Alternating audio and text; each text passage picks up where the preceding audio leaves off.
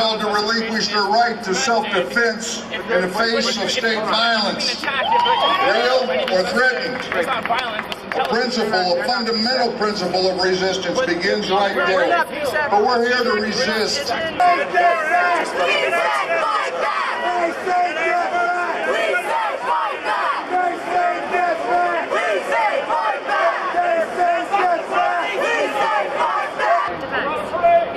We're here to resist an occupation.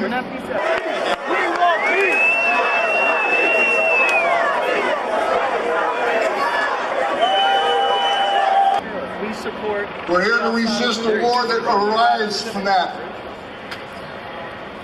occupation.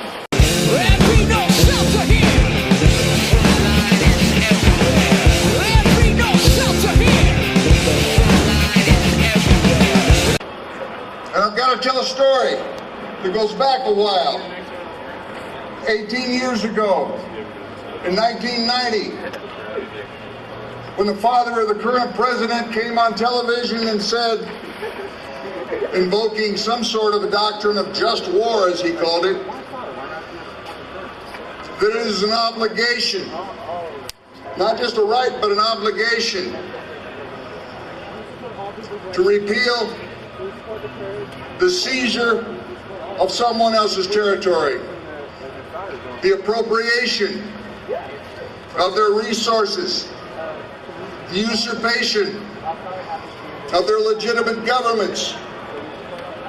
And of course, George H.W. Bush was speaking the truth. And I jumped up and I began to dance. I was deliriously happy because I knew right then when he said he was going to use all new military force to accomplish those objectives that he was calling airstrikes in on the White House right as he spoke.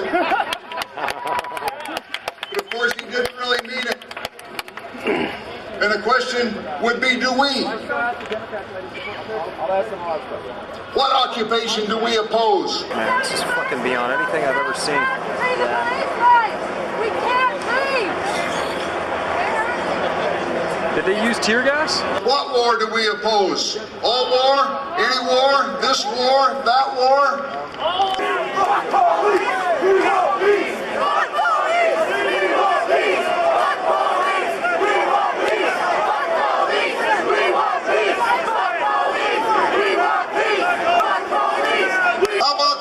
Right here in occupied Denver.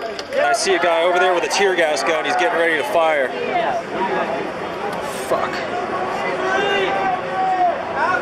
This is long from over.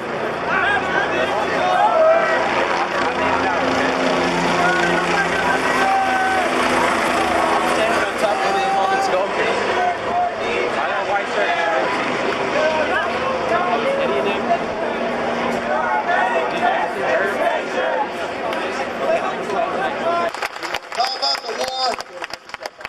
Waged for the past century and more against the Lakotas who live on Pine Ridge. How about the occupation of North America? Lock, stock, and barrel, not 1 inch of this monstrosity waging war against humanity and the planet itself right now would exist without the illegal, forcible military point-of-a-gun occupation of native North America. Absent the resources that are extracted from native North America, there would be no U.S. domestic economy. It wouldn't matter what the corporate tax rate was because there would be no corporate structure to tax.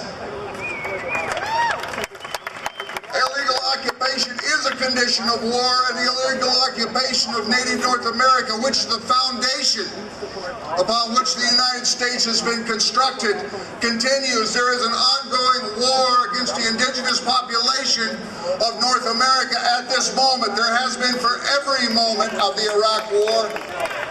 There has been for every moment of the war in Afghanistan. There has been for every moment of the special operations going on in Iran, in northern Pakistan, probably in Syria, and a number of other places you could name.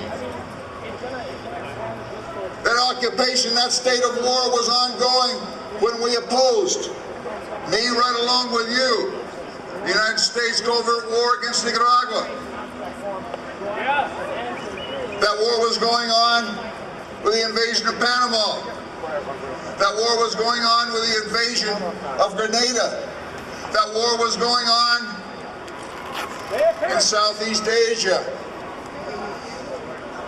That war was going on when the United States was being a police force, as it called it, in Korea. That war was going on when the bombs were dropped on Nagasaki and Hiroshima. That war was going on in the great fire raids in Tokyo. That war was going on when the Philippines were liberated at the expense of the entire population of the most populous province in the island chain. That war was going on, obviously, at Wounded Knee. That war was going on and on and on and on, back to the point where the Dutch were playing kickball with the heads of the Wappinger Indians and decided where the World Trade Center used to stand. You need, if you're going to end the occupation that is occurring in Iraq today, and the occupation that is occurring in Afghanistan today, and the occupations that are intended in other areas of Central Asia, and the occupations that are occurring elsewhere in the world, the United States has its military forces spread around the planet, you know, and each of those conditions is one of occupation. If you want to oppose those symptoms, you have to confront the cause, and the cause is right here.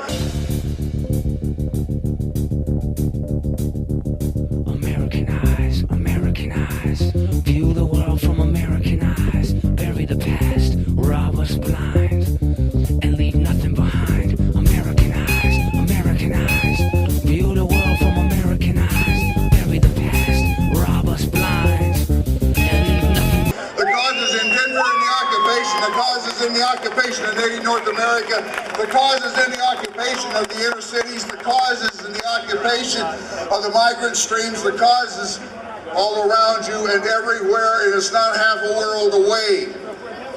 Marching will not stop it. Petitions will not stop it. Electing a Republican as opposed to a Republican will not stop it. Prayer vigils will not stop it. Changing clothing fashions will not stop it. Adopting a better diet will not stop it. More and more bike paths will not stop it. What will stop it? Well, it starts right here. It starts right now. It starts with people who will not equivocate or negotiate or relinquish their rights. That's the point of departure. That's where we find ourselves. That's why it's an honor to be here. That's why it's been an honor to share the microphone with the speakers before me and the speaker who will come next and everyone else who participates. This is 68. This is what was intended in 68. 68 is recreated right here and now. Violent, isn't it? Tear gas, pepper spray, and rubber bullets. and rubber bullets. Do you know anyone? Did you see anyone get shot with rubber bullets? Yeah. You did. How far away was they shooting from? Maybe like right by them. Really? Yeah. Like point So they blank? had the almost? guns like pointing up at people's faces. Oh my fucking god! Where from? Jesus fucking Christ!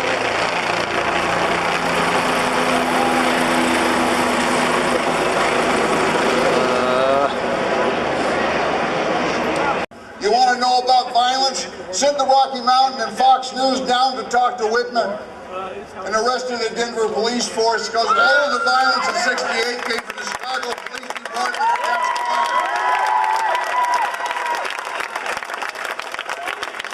We don't bend, we don't break, we move forward. We move forward as the power of the state dictates we must, but we move forward and we don't flinch, we don't back up, we keep moving until victory, however you define it, is achieved. All power to the people. Thank you.